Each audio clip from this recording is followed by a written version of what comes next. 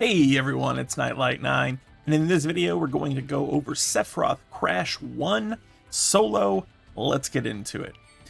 So the first thing we're going to look at is that he takes pretty much every single sigil. I'm not going to worry too much about Diamond Sigil because we get enough time to just kind of break it otherwise. Immunities. Basically, he's incapable of being debuffed, which really sucks, and is ultimately what makes this fight, in my opinion, likely not doable under 200,000 combat power or so. And believe me, I've tried over and over with a team at about 193,000 combat power, and I just can't get him below like 15%. So this is the team I use to clear it, and if you can't clear it as a new player, just remember most free-to-play, almost all free-to-play players or light spenders weren't able to beat Sephiroth Crash when he first came out. So if you can't, it's not the end of the world. You'll get stronger and you'll be able to do it next time. So starting off here, we have Aerith, and I've set her up for heals. Heals. Obviously, your physical and magical defense stats matter. Physical a little bit more so because of the Octaslash. HP thresholds also matter. You're going to want to have more than 6,000 HP on everybody. But the heal is a big deal because we're going to be kind of limited in the very beginning on how many heals we can get off, and we need to make sure that everybody can survive. So to do that, I've put the Chocobo Staff on, I've put Fairy Tail on. I've set up materia kind of similarly. We do have a single target cure because Octaslash is a single target move, so it makes the most sense to get the most bang for our buck. This Watera here is actually just a heal stat stick. Other than that, this Quake materia honestly is mostly just for physical defense buff because I didn't want to have to use weapons in order to get her physical defense up. These sub weapons here are for heal and some magical defense. This sword here honestly just gives best all-around stats for me and a little bit of HP as well, which is what I needed to round her out. Coming over to Sephiroth, I would say he's kind of our main damage dealer. Him and Cloud both together actually do about equal damage. We've just got him set up for ice damage, and that's going to be the typical edge wings, his training garb, and all that stuff. Now, the main difference from most setups is we are using Torn Wing as a secondary weapon so that we can use Solid Barrier for the physical defense increase. This is going to be important during the Octaslash phases of this fight. Other than that, I've set him up with Aurora, and that's because there's one phase that he's going to go through in the beginning. It's a sigil break where he's weak to wind. Try to get in as much wind damage as possible. That's probably the best window for damage you're going to have in this fight. Other than that, he's got Triangle Sigil Break. It's also a stat stick. He's got X Sigil Break, and he does get bonus to his X Sigils from his main weapon. For sub-equip, we've just gone with Magic, and then here, this Nameless is for some stats, but mostly for HP. Again, we wanted everybody over 6,000 HP. And last, we have Cloud. I've set him up to do lightning damage. It's not going to be as effective during the very beginning, but throughout the fight, I just thought it was a little bit better than doing the physical build since I didn't get Zidane's sword up any higher than this. He's going to be taking care of the triangle sigils where Sephiroth has X. I've also brought circle sigil break on him just because nobody else had circle sigil break. We're looking at, 3,100 physical attack. These crystal gloves here for HP. This is for, physical damage ability. So you can kind of look at him here. He's got level 4 boost physical attack damage. So that's pretty good at 45%. And then lightning potency also. So we're kind of just splitting it there in order to do as much damage as we possibly can. All right, starting off, we're just going to hop on our healer so that she doesn't waste any of her ATB. And then we are just going to wait. He does Pulse of the Planet, and then this Heartless Angel move. It's going to hit everybody and take everybody down to 1 HP. I'm not even going to bother switching stances because it doesn't mitigate it. And we just want that gauge to fill so that we get the most effective heal off that we can. Here we are, everybody drops to 1. I'm going to let this gauge fill just so that I get a little bit extra percentage to my heal. I think it's worth it at the end of the day. We're going to try to get as many heals off as possible, and ultimately I think we only have enough time to barely get in.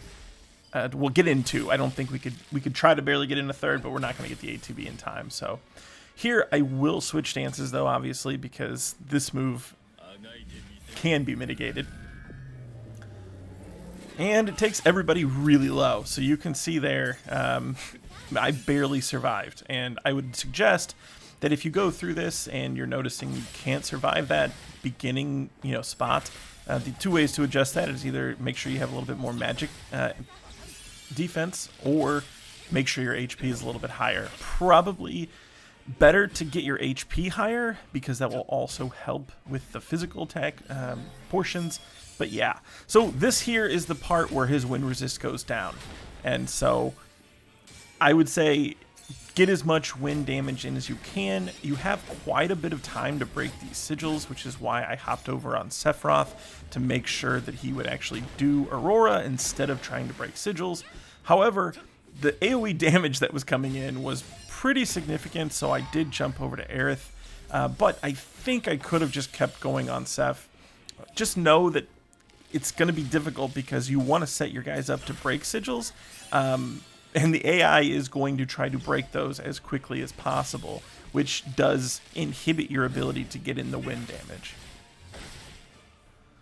Throughout this, he just does some physical attacks, and we're just going to mostly play on our healer. I mean, the only time I'm ever really going to switch is I will go over to Sephiroth to buff defense anytime I see that somebody's targeted by Boundless Strike. Now, one of the things I do like to do is kind of immediately jam these if they're available as soon as I see that he's casting Boundless Strike. And the reason for that is it kind of interrupts the AI and gives me a chance to jump immediately over to Sephiroth. Here I was really slow, I didn't have it ready.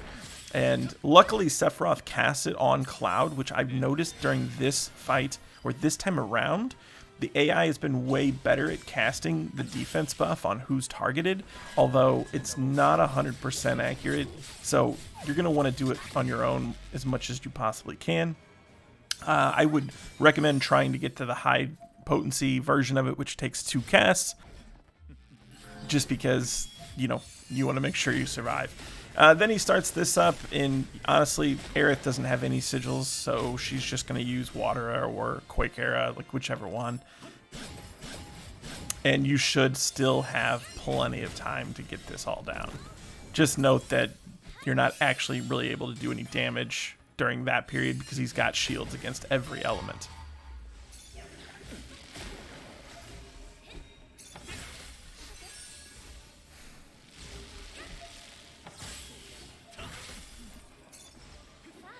And throughout here, you'll see that I use Solid Mana Ward there.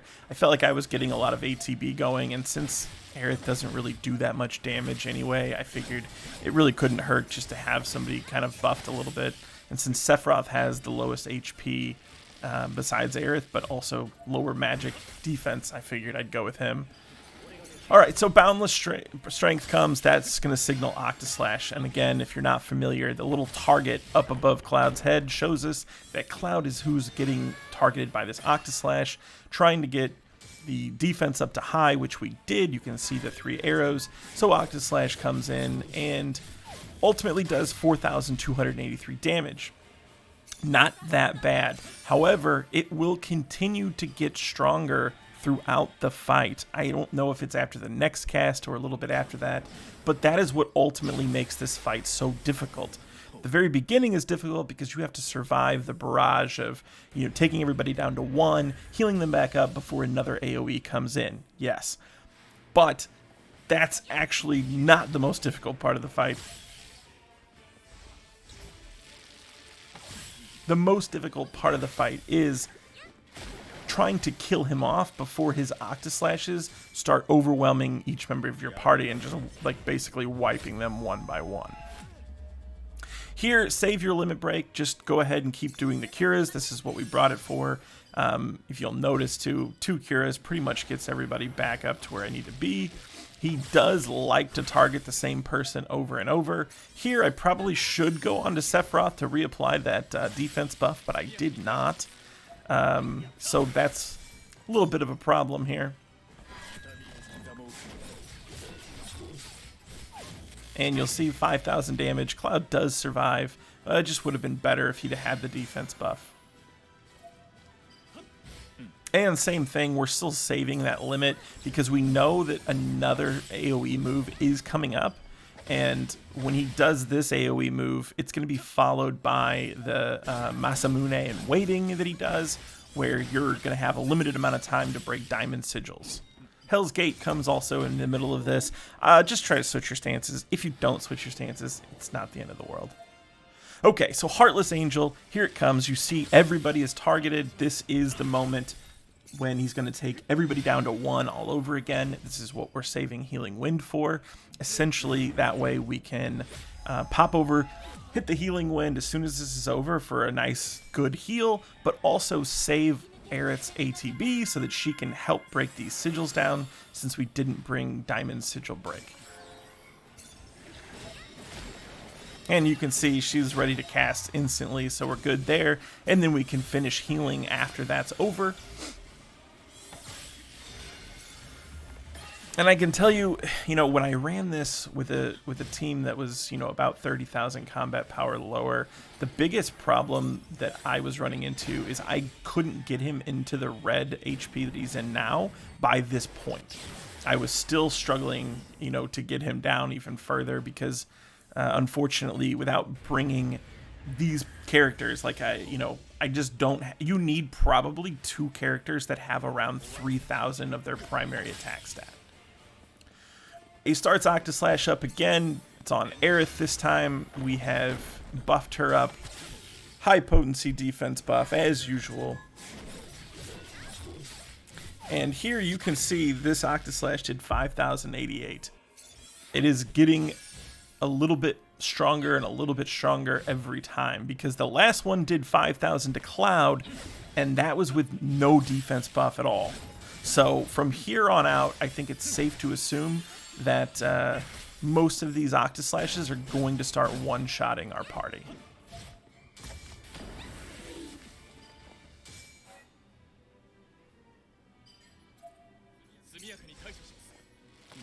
Masamune and waiting again. This actually becomes your friend if you're even remotely ready for it, because this is the time where you get the damage in.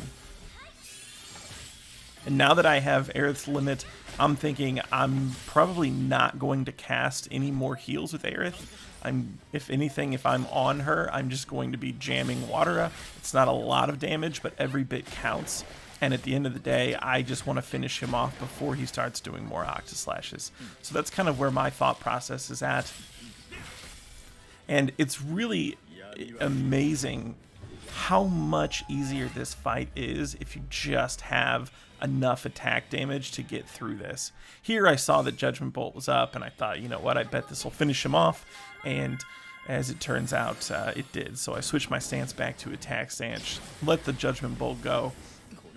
And that is the first time I ever cleared Sephiroth Crash. Couldn't do it the first time around. Actually put out a video basically just telling people, hey, it's okay if you can't do it. In fact, I couldn't even beat EX3, I believe it was, the last time that this fight was around. So very, very excited to hit that. I hope this video helped you clear it. Subscribe for future content if you're not already.